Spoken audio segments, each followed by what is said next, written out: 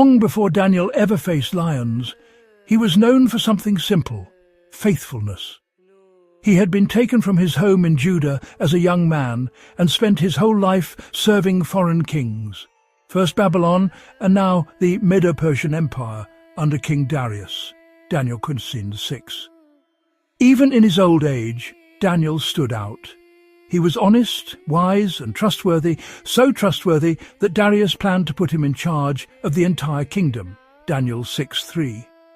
But that made powerful men jealous. They searched for a reason to accuse him: corruption, mistakes, scandal, anything. They found nothing. Daniel 6:4. So they targeted the one thing Daniel would never compromise: his devotion to God. They tricked the king into signing a law saying no one could pray to any god or person except the king for 30 days, or be thrown into a den of lions. Daniel 6:7-8. Daniel heard the decree, and he did what he had always done. He went home, opened his windows toward Jerusalem, and prayed 3 times a day. Daniel 6:10. No shouting, no protesting, just faith. The officials caught him and reported him to the king.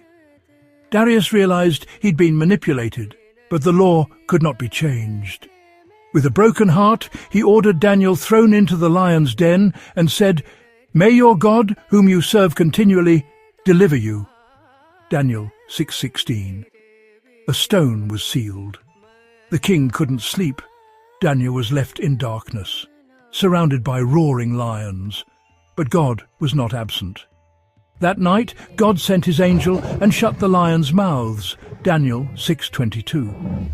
At sunrise, the king rushed to the den and called out, terrified, "Daniel, did your God save you?"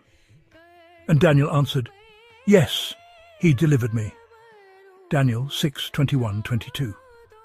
Daniel was lifted out, untouched, because he trusted God. Daniel 6:23.